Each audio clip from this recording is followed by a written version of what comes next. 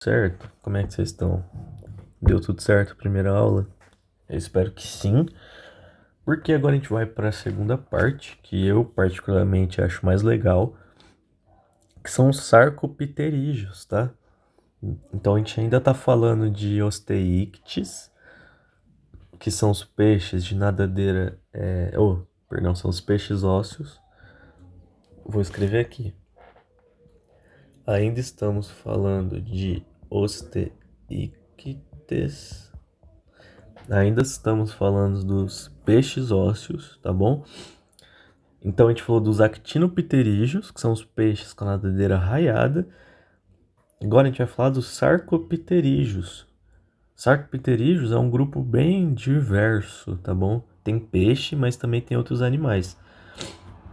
Então todos os vertebrados que ainda não foram explicados nessa aula são sarcopterídeos. Beleza, vamos lá. Os sarcopterídeos, eles têm respiração pulmonar. Professor, como assim peixe com respiração pulmonar?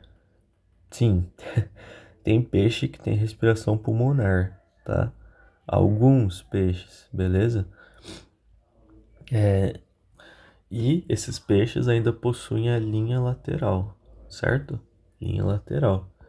Eles podem até ter as fendas branquiais, por exemplo, ou opérculo, mas já respira por pulmão.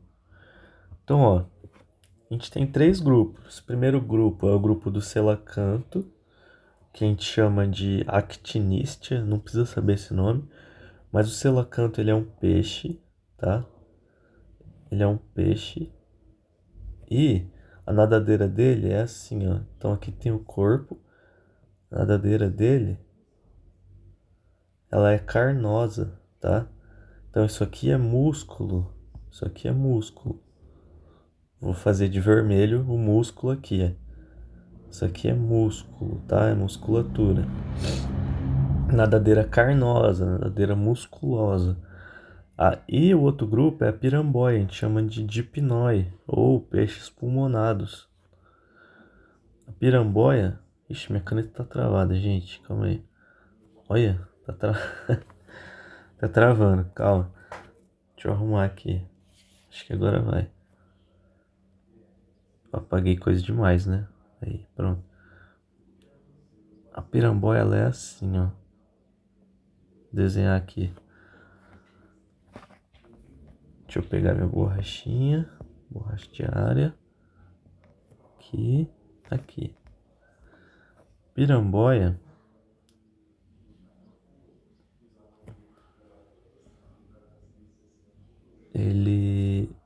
Ela tem as nadadeiras bem carnosas, tá? Parece até que é perna, mas não é perna, são ainda nadadeiras. Aqui no final tem uma nadadeira também, tá? Mas ela vai ter então nadadeiras carnosas também, nadadeiras que a gente chama de lobadas, tá? Esses bichos têm nadadeira, tanto selacanto. Pesquisa aí no Google, selacanto, tá? É um peixe bem grandão, bem antigo também. Tanto selacanto quanto as piramboias têm nadadeira lobada, tá? Nadadeira lobada. Óbvio, não tem só a piramboia nesse grupo. Nesse grupo que chama de dipnoi, não é só a piramboia, tá? Fechou? E daí a piramboia, ela ainda tem a linha lateral aqui ao longo do corpo. E a boca aqui, tá? Beleza? Então vamos lá. Agora vamos para o outro grupo, que são os tetrápodes. Tetrápode. Repete comigo. Tetrápode. Tetrápode. Então vamos lá. Tetrápodes. Tetra significa quatro. Poda, né, significa perna ou membros.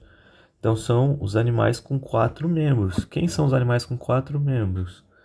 Anfíbios, répteis e aves. Professor, então você está falando que a gente é sarcopterígeo?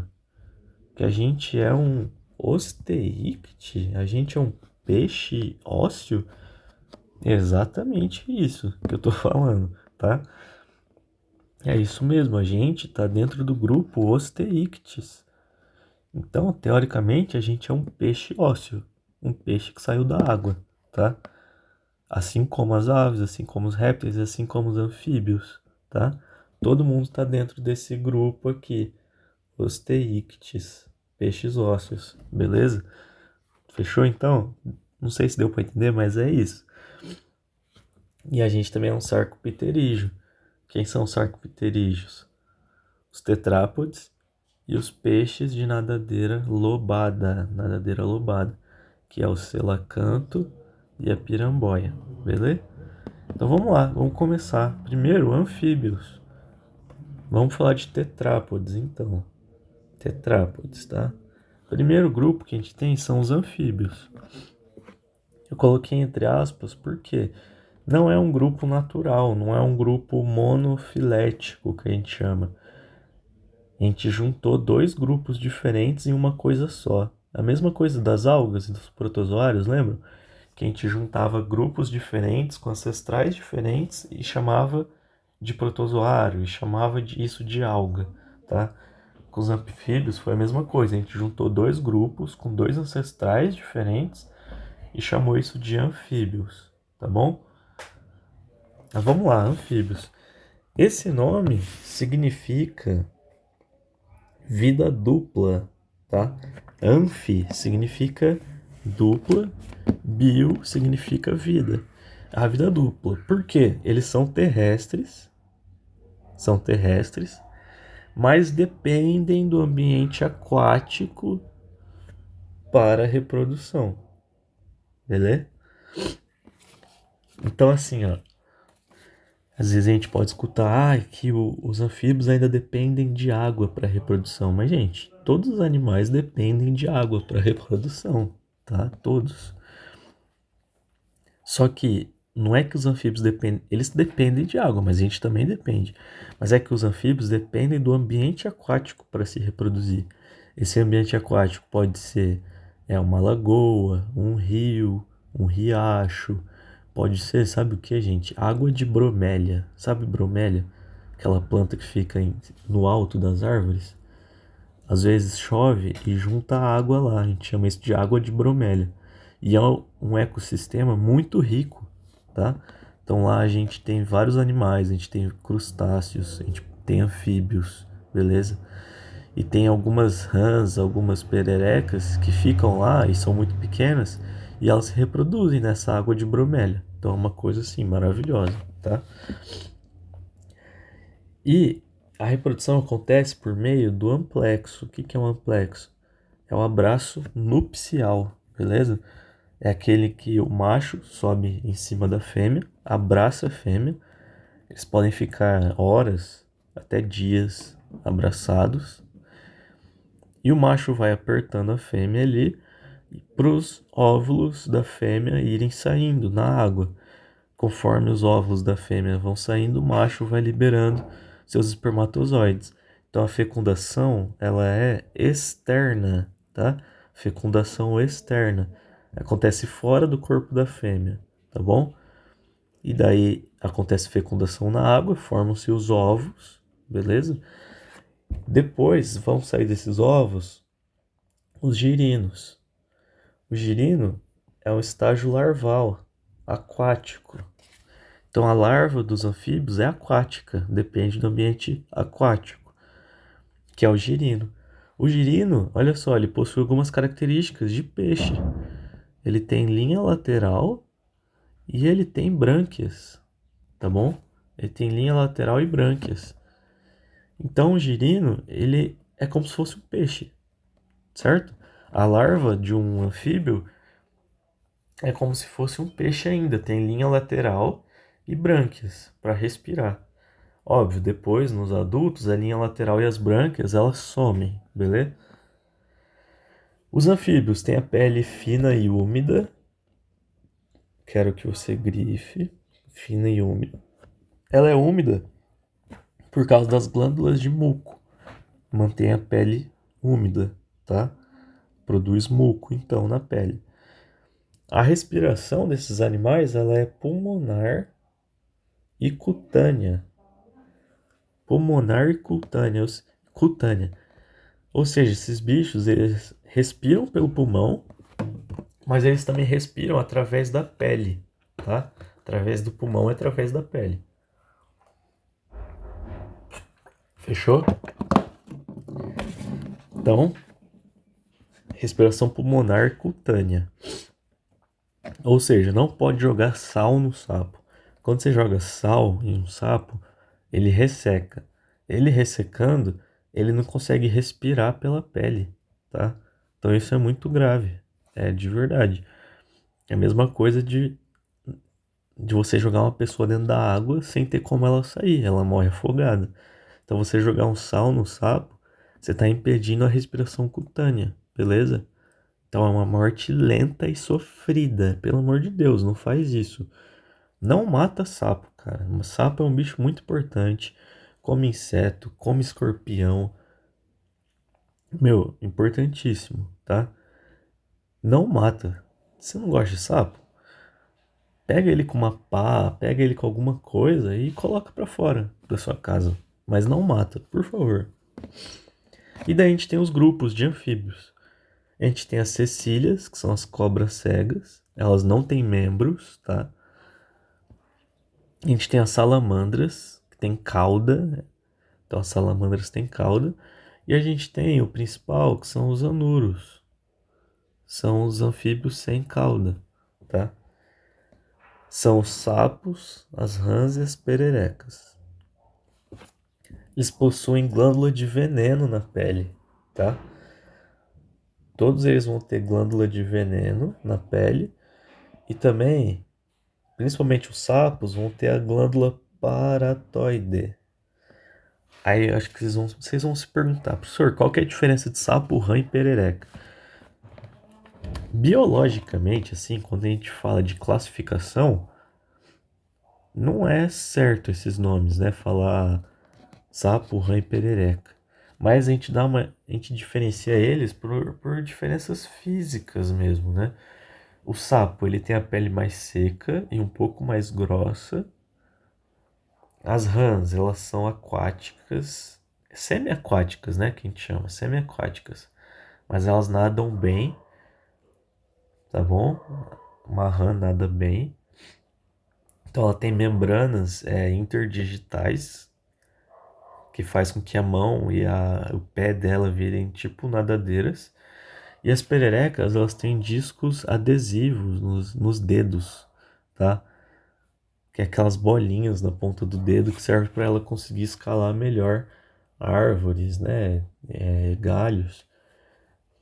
E elas têm as pernas de trás, né? Os membros posteriores, as pernas bem longas, que é para ela pular bem alto, de árvore em árvore. Então lembra sempre, a perereca pula de pau em pau, beleza? Não ironicamente, né? Mas enfim, vamos lá então. Desenhei aqui um sapo para vocês. Vamos identificar as partes desse sapo para dar uma revisada. Então a gente tem a glândula paratoide. Aqui a gente está vendo o sapo de cima, tá? A gente está vendo o sapo por cima, como se a gente estivesse olhando ele de cima para baixo. Ixi, minha caneta tá ruim, hein, gente? Pelo amor de Deus. Olha, glândula paratoide. Paratoide, pelo amor de Deus. Que é isso? Glândula paratoide. Glândula paratoide, ela produz veneno também, tá bom? Produz veneno, tá? Então, e uma coisa importante, o sapo ele não é capaz de injetar veneno em alguém. Ele não faz isso. Ele só vai liberar esse veneno pela glândula paratoide se ele estiver sendo ameaçado. Então, se você encher o saco de um sapo, pode ser que ele faça isso, tá? Então, gente, o sapo, ele não vai espirrar veneno por essa glândula, tá? Não vai jogar veneno em você. Não. A glândula vai começar a soltar veneno. é só você não pôr a mão. E tipo assim, se você colocar a mão, lava bem a mão depois, tá? Às vezes, se você coloca a mão, pega um sapo, ele solta o veneno ali, vai na sua mão, e você coloca a mão na boca, aí você vai se dar mal. Ou coça o olho, também vai se dar mal, tá bom? Tem alguns que tem o veneno bem forte, então é perigoso. Então, sempre lava a mão depois de pegar um sapo e tudo mais. Principalmente se ele tiver essa glândula paratoide, beleza? E esses vários pontinhos pretos aqui na tela, no desenho, no sapo, são. Gente do céu, minha caneta tá difícil, hein? Tá difícil. Vamos ver. São as glândulas de veneno, tá? Glândulas de veneno. Glândulas de veneno.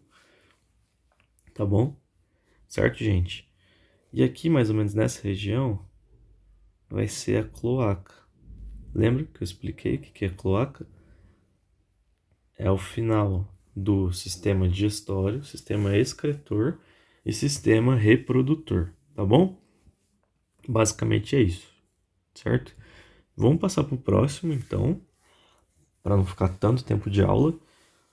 A gente estava falando de tetrápodes, a gente vai continuar falando de tetrápodes até o final da aula, que são os animais com 4 membros. E agora, a gente também vai falar dos amniotas. Amniotas. Deixa eu pegar uma caneta. Deixa eu ver se tem alguma cor que eu não usei ainda. Acho que eu já usei todas, né? Vou pegar esse amarelo aqui. Os amniotas. São répteis, as aves e os mamíferos. Tá, eu vou explicar para vocês o que é... primeiro, né? Quem é amniota? Eu vou escrever. Amniota são os animais que têm ovo amniótico. Ovo amniótico. Tá, eu já vou explicar o que é esse ovo amniótico. Então vamos lá. Vamos começar então pelos répteis. Os répteis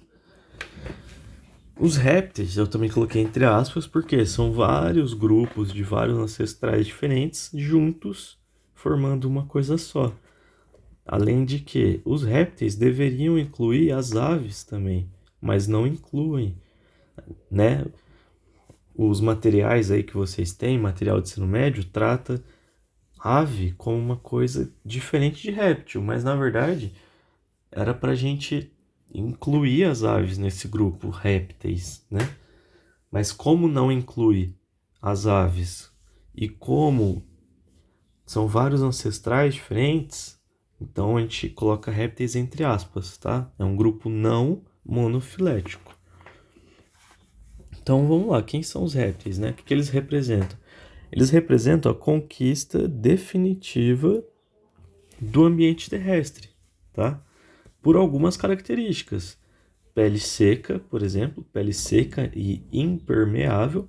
Então vamos lá, os anfíbios, eles conquistaram o ambiente terrestre de forma parcial, porque eles ainda dependem do ambiente aquático para se reproduzir. Os répteis não, conquista definitiva do ambiente terrestre. Eles não dependem mais de ambientes aquáticos para a reprodução. Óbvio, depende de água, professor. Depende, todo animal depende de água para se reproduzir. Mas os répteis não precisam ir para um rio se reproduzir, tá? Eles podem se reproduzir em ambiente terrestre, normalmente. Répteis, aves e mamíferos, tá? Então os répteis têm pele seca e impermeável, diferente dos anfíbios, que tinha pele fina e úmida, né? E eles têm o ovo amniótico. É a grande novidade evolutiva, que é o que dá nome a esse grupo, amniotas, né? Então esse aqui, gente, é o ovo amniótico. Eu não me arrisquei a desenhar porque eu acho que eu não tenho essa capacidade, né? Ainda. Mas beleza. Então vamos lá. Aqui a gente está vendo um feto, né? Um filhote, deve ser de jacaré. provavelmente é um jacaré, só que tá bem novinho ainda. Então ele ainda vai crescer, vai ficar com mais cara de jacaré ainda. Dentro do ovo, tá? Dentro do ovo. Esse. Tá vendo essa seta que tá apontando pra ele? Deixa eu pegar aqui, ó. Essa setinha aqui, ó. Essa aqui é o âmnio. O âmnio, na verdade, não tá apontando pro filhote. Tá apontando essa estrutura azul aqui, meio roxa, tá? Essa estruturinha aqui é o âmnio. O âmnio, ele é uma bolsa. A gente pode chamar também de cavidade amniótica. Então, o âmnio, ele é um líquido, uma bolsa, tá? É um líquido que está dentro de uma bolsa. E o âmnio, ele serve para quê? Para proteger o filhote. Protege o filhote, tá? Então tá lá protegendo o filhote. É um líquido ali que serve para proteção. Já viram em filme assim, quando uma mulher tá grávida e daí começa a escorrer aquele líquido, né? Que significa que o filho vai nascer e o pessoal começa a gritar: estourou a bolsa, pelo amor de Deus, corre pro hospital. O que é essa bolsa? É o âmnio. Então, nós mamíferos, por mais que, né, a gente, por exemplo, a gente não bota ovo, mas tem essas partes lá dentro da, do útero da mulher, lá perto do bebê, tem todos, e tem âmnio, tem córeo, tem alantoide, tem saco vitelino, tá? Continua, mesmo sem ovo. Então, quando estoura essa cavidade amniótica, sai todo o âmnio. Esse líquido que protege o bebê sai tudo, tá? Talvez vocês já até viram no TikTok, no Reels, às vezes tem uns bebês que eles nascem dentro da cavidade amniótica. Então nasce o bebê, ele nasce dentro de uma bolsa líquida, assim, parece uma bolsa de gel, um saco de gel.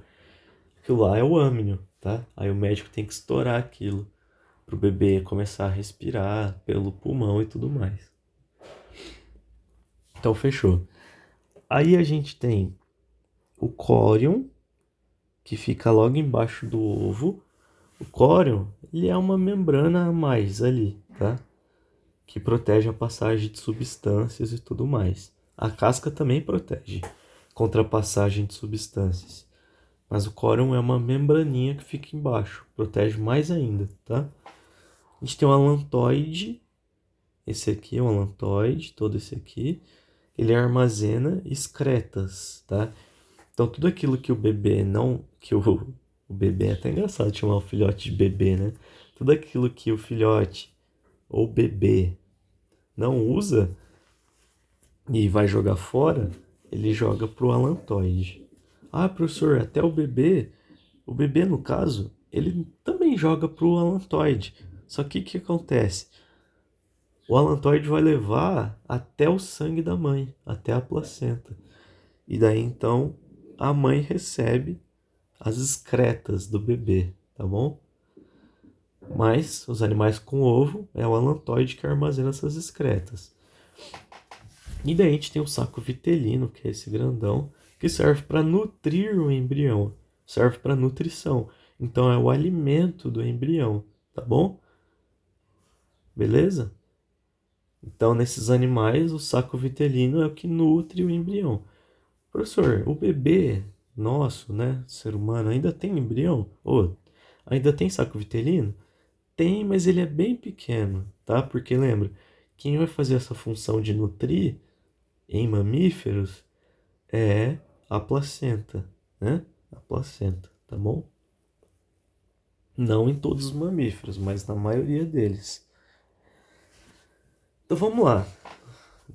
Espero que tenham entendido, beleza? Sobre o ovo amniótico, uma característica bem importante. E como também os répteis conseguiram conquistar o ambiente terrestre? Eles têm urina sólida, tá? Então eles mal eliminam água pela urina. Eliminam pouquíssima água pela urina. A forma de excreção deles é o ácido úrico. Nossa forma de excreção é a ureia. A ureia, ela é mais ou menos tóxica. Então ela depende de água para ser excretada. Os peixes, por exemplo, como eles estão no ambiente aquático, a maioria dos peixes excreta amônia. A amônia é a excreta mais tóxica, tá? Aí tem a ureia, que é o que a gente libera. Ela é mais ou menos tóxica, então ela precisa de um pouco de água para ser eliminada. E os répteis e as aves, a urina deles, a excreta é o ácido úrico, que ele é o menos tóxico de todos. Então precisa de pouca água para ser eliminado. Então a urina deles é sólida. Já viu, por exemplo, cocô de lagartixa? Tem a partezinha marrom, que é o cocô, e uma partezinha branca junto. Aquilo lá é a urina. Então o bicho elimina urina e cocô junto, tá? Parte marrom é cocô, parte branca é urina. Assim como as aves, né? As aves também. Cocô de ave vem com uma parte branca também, que aquilo é a urina. Então é uma urina sólida, tá? Elimina pouquíssima água. Vamos falar dos grupos rapidinho então de répteis. Primeiro são os crocodilianos, que são os jacarés, os crocodilos. Eles têm placas ósseas cobrindo o corpo, tá? Então é um escudo dérmico aí que protege o corpo deles. E eles conseguem desviar a circulação para se manter embaixo d'água. Eles têm uma modificação lá no sistema cardiovascular, lá no coração, que chama foramen de Paniza. O que que acontece? Eles conseguem desviar parte da circulação que faz com que circule menos sangue e com isso eles vão economizar oxigênio. Então talvez vocês já viram um vídeo de jacaré embaixo d'água, paradão, embaixo da água. E ele fica um tempão embaixo da água. Como que ele consegue? Ele consegue diminuir a circulação, né, do sangue para gastar menos oxigênio. E ele faz isso através de uma estrutura, uma modificação lá no coração, na região do coração, que chama foramen de Paniza, tá bom? Aí a gente tem os testudines, que são as tartarugas, os cágados e os jabutis. As tartarugas são aquelas que têm nadadeiras, tá? Então elas são marinhas. Os cágados são de água doce. Eles têm uma pata, tá? É uma pata assim com garras. É o que normalmente o pessoal tem em casa, né? E os jabutis são aqueles grandes, que tem uma perna grande, como se fosse uma perna de elefante, tá? E tem o casco bem redondo, bem grande. E vivem muito tempo aí, pode chegar até 200 anos de vida, beleza? Esses animais têm o casco protegendo o corpo, tá? Tanto em cima quanto embaixo eles têm o casco. Eles têm um bico córneo, é como se fosse um bico de ave, entre aspas, tá? Então é um bico córneo, é um bico duro. Então a mordida deles é bem forte, tá? Bem forte, por causa desse bico. E a temperatura do ninho, ela determina o sexo dos filhotes, tá bom? Então, mais no interior do ninho, que é mais quente, os animais vão ter um sexo. Agora eu não lembro se é fêmea ou macho, mas, enfim, no interior do ninho, que é mais quente, os animais vão ter um sexo e os ovos que estão mais para fora, né, mais perto do ar e tudo mais, vão ser um pouco mais frios e daí esses animais vão ter outro sexo, tá bom? Por último, os escamados, são os lagartos e as serpentes. Eles têm o corpo coberto por escamas e algumas serpentes elas são peçonhentas. Venenoso e peçonhento não é a mesma coisa. Por exemplo, os sapos são venenosos, mas eles não são peçonhentos. Já as serpentes são venenosas e peçonhentas. Ou seja, elas são capazes de injetar o veneno no corpo de outro animal. Então elas têm estruturas para injetar o veneno no corpo de outro animal, tá bom? O sapo não consegue injetar o veneno dele. Vamos pensar em outro animal que é peçonhento, além das serpentes. Tem as aranhas, tem as abelhas, tem o escorpião, beleza? Centopeias podem ser as lacraias, né, que são aquelas bem grandonas. Podem ser peçonhentas também, entre outros, beleza? E como que então as serpentes elas injetam o veneno no corpo de outro animal? Elas injetam o veneno através dos dentes, tá? Então quando ela pica, quando ela morde outro animal, ela consegue injetar o veneno dela, tá? E as serpentes perderam os membros ao longo da evolução, fechou? Então vamos lá para o nosso penúltimo grupo, que são as aves. As aves, pessoal, elas são os dinossauros que vivem até hoje. Então, assim, quando a gente fala que os dinossauros foram extintos, não é uma afirmação totalmente certa, tá? Os dinossauros existem até hoje, são as aves, beleza? Então, as aves são dinossauros que não foram extintos. Inclusive, gente, dinossauro tinha pena, tá? Aquilo que a gente vê no Jurassic Park é uma ilusão. Dinossauro não era daquele jeito, tá? Tinha pena. Inclusive, o Tiranossauro Rex tinha penas também, tá? Não é daquele jeito, tá? Todo, né? Todo Hollywood. Mas enfim, as aves, então, elas vão apresentar adaptações para o voo. Elas têm ossos pneumáticos, ou seja, ossos com ar dentro, o que deixa os ossos dela mais leve. Elas vão ter quilha, que é o osso onde se prende a musculatura peitoral. Então, assim, você já foi na academia e fez aquele exercício voador?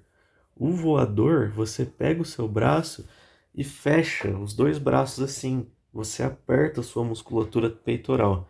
Faz esse exercício agora. Abre os braços e junta suas mãos na frente do seu corpo, tá? Ou melhor, junta seus cotovelos na frente do seu corpo, com o braço esticado. Você vai sentir a sua musculatura peitoral contraindo. E as aves, elas fazem esse movimento para voar, né? Esse movimento de bater as asas. Então elas acabam contraindo a musculatura peitoral. E essa musculatura peitoral tem que ser muito forte, gente. Pensa, para a ave conseguir voar, tem que ser uma força muito, muito grande. Então as aves têm um osso, né, na região peitoral, chama quilha. É uma extensão do osso externo. Então se a gente pensa numa ave, assim mais ou menos, né? Aqui nessa região, ela vai ter um osso bem grande, que é o externo, tá? É o externo.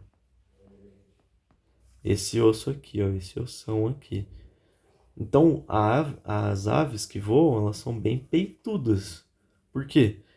É muito músculo que tem ali. Uma pomba, por exemplo, é bem peituda. Então, tem a quilha, que é esse osso, que é muito grande em relação ao corpo, que serve para inserir bastante musculatura peitoral, para a ave conseguir bater as asas, né? E voar, tá bom? Então, é um osso bem importante.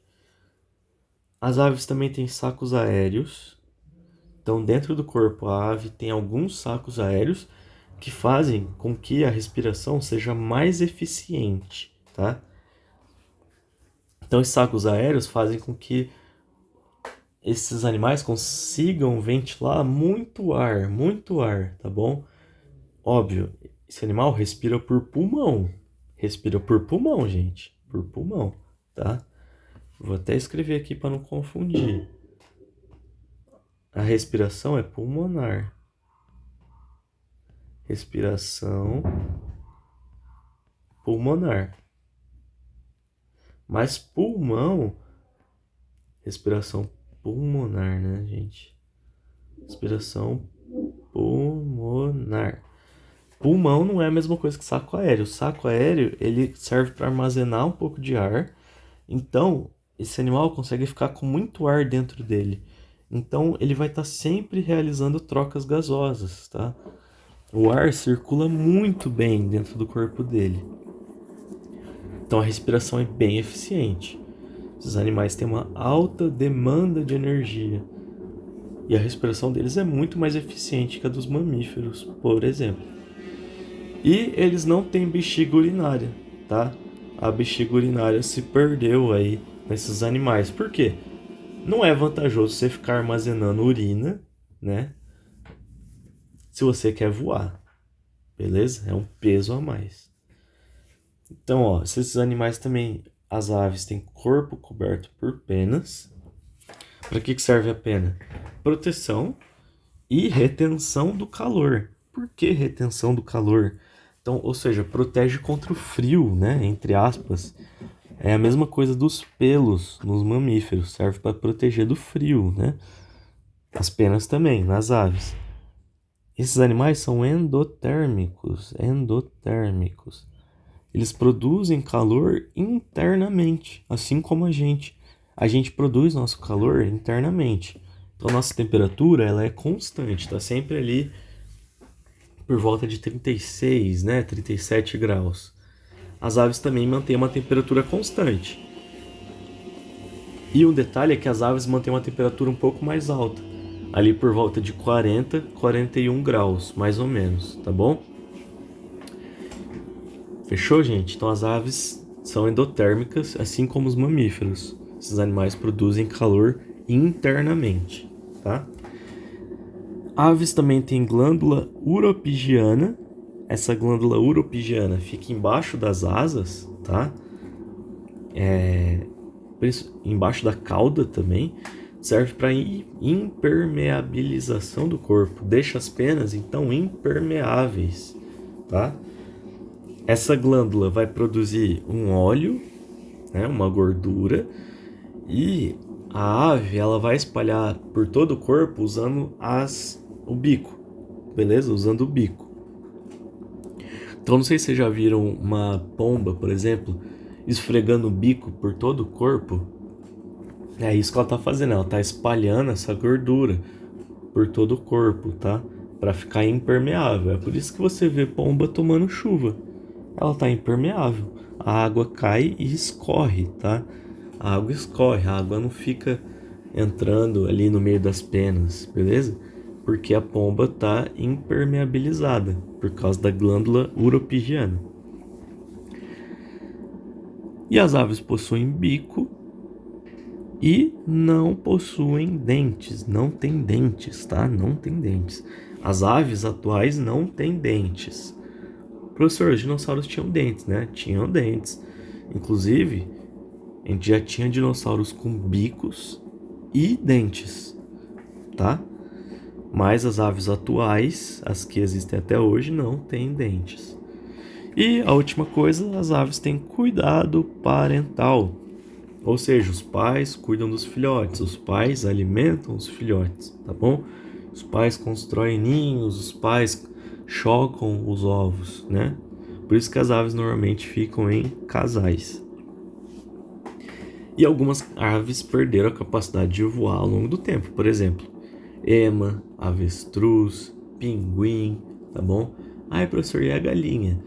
Meu, a galinha, ela não se decide, né? Ela não consegue voar direito, mas se você joga ela, ela vai ficar batendo as asas e não vai se espatifar no chão.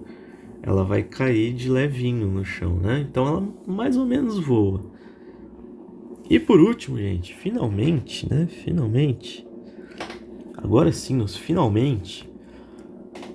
Os mamíferos. Mamíferos. Esse nome lembra o que, gente? Mamífero. Lembra o que? Mamar, né? São os animais que mamam. Eles possuem as características principais dos mamíferos. Eles possuem pelos e glândulas mamárias, que é o que dá nome ao grupo, as glândulas mamárias. O que as glândulas mamárias produzem? Elas produzem leite, tá?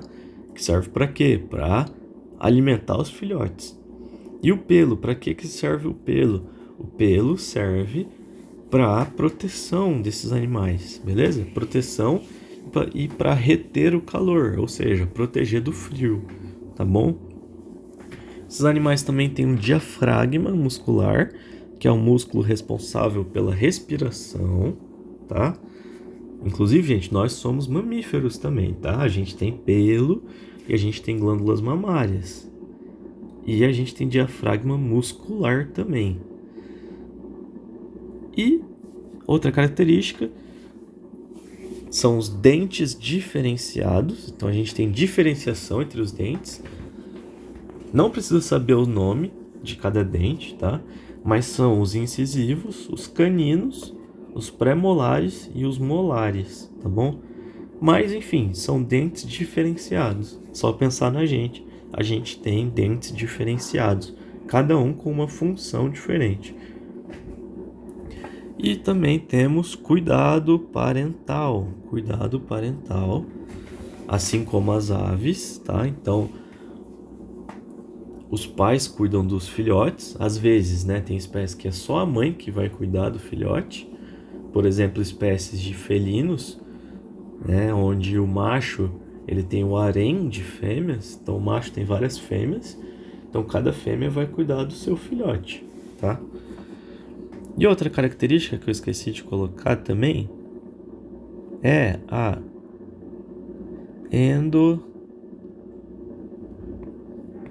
endotermia. Então esses animais produzem calor internamente, tá? Aí você vai perguntar, professor, mas não é todo mamífero que tem pelo, né? Por exemplo, os golfinhos e as baleias não tem pelos, né? Não tem pelos, tá? Mas, ao longo do desenvolvimento embrionário, eles até chegam a ter pelos, mas eles já nascem sem pelos. Mas é uma característica que se perdeu, né? Se perdeu ao longo da evolução. Os ancestrais de baleias e golfinhos tinham pelos, tá? Tinham pelos. E mesmo não tendo pelos, baleias e golfinhos também têm glândulas mamárias, tá? Peixe-boi também tem glândula mamária. Foca, elefante marinho, leão marinho, tudo tem glândula mamária. Todos os mamíferos têm, tá?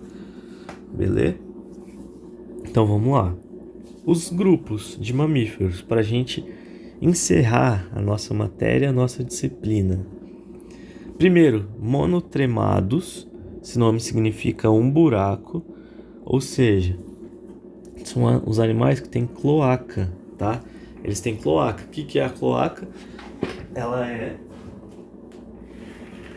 A cloaca é o final, a parte final ali dos sistemas digestório, reprodutor e excretor. Então tudo sai pelo mesmo buraco, que é um buraco só, a cloaca, tá? E quem são os monotremados? Ornitorrincos, beleza? Aquele bichinho esquisito que parece que tem um bico de pato, tem uma nadadeira, o pé parece pé de pato, sabe? É um bicho todo esquisito, mas é um mamífero, tá? E eles botam ovos. Quem disse que mamífero não bota ovo? Os monotremados botam ovos, tá? Os ornitorrincos botam ovos, por incrível que pareça. Mesmo assim, o filhotinho, quando ele sai, ele tem que mamar para conseguir se reproduzir. Ou se reproduzir não, crescer, né? Se desenvolver. Esses animais têm glândulas mamárias, assim como todos os mamíferos, mas não tem mamilos, tá? Não tem mamilo. Então o leite ele escorre pelos pelos do animal. A mãe, ela fica com leite escorrendo na barriga, assim. E o filhotinho dela vai lá e fica lambendo, tá? Esse leite, beleza? Próximo grupo, Metatheria, que são os marsupiais. Quem são os marsupiais? Canguru, gambás e koalas. Os filhotes, eles nascem imaturos, então eles nascem bem capengas, tá? Bem capenga, bem pequenininho. E eles vão terminar de se desenvolver no marsúpio, lá da mãe. Então a mãe ela tem uma bolsinha que se chama marsúpio, onde o filhote ele nasce e ele vai escalar a mãe até entrar no marsúpio. Lá dentro do marsúpio tem as glândulas mamárias, né? E os mamilos, as mamas. E o filhote vai ficar lá dentro mamando e se protegendo, né? E lá ele vai terminar de se desenvolver, até ele crescer e não caber mais lá, e então ele sai, tá? Mas até ele terminar de se desenvolver, ele fica lá no marsúpio da mãe. E o último grupo são os Eutheria. ou placentários. Então são todos os mamíferos que têm placenta, tá? Lembra? A placenta, ela é uma estrutura responsável por nutrir o bebê, por nutrir e levar oxigênio até o feto, né? Até o filhote. A placenta tem uma parte materna e uma parte fetal. Então, é uma estrutura que é formada tanto por tecidos da mãe quanto por tecidos do bebê, tá? E lembra, sangue do bebê e sangue da mãe nunca se tocam, nunca entram em contato, tá? O sangue da mãe chega ali, os nutrientes atravessam a placenta, tá? Os nutrientes, o oxigênio, os anticorpos, tudo que a mãe consome atravessa a placenta e sai do sangue da mãe, atravessa ali e vai entrar no sangue do bebê. Então não tem contato sangue com sangue, tá? E daí entra no sangue do bebê para chegar até esse filhote, né? E nutrir ele, alimentar ele, tá bom? Então são todos os outros mamíferos. Então cachorro, gato, cavalo, boi, urso, baleia, golfinho, morcego, todos os macacos, né? Todos os primatas, roedores, os ratos, rato, capivara, meu, e por aí vai, todos os outros mamíferos, tá bom? Fechou, gente? Então, é a comunicação mãe-filho, entre aspas, né?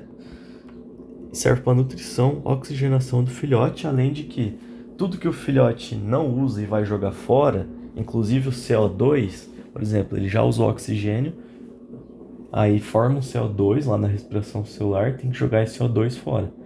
Ele manda para a placenta e lá chega no sangue da mãe. Todas as excretas, né? Tudo que o bebê vai excretar vai para o sangue da mãe também, beleza? Fechou, gente? Então, é isso. Espero que tenham gostado aí da disciplina, né?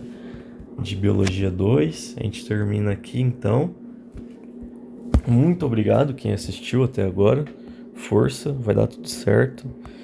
A gente se vê sábado no aulão, também conhecido como amanhã, né? Sábado, também conhecido como amanhã.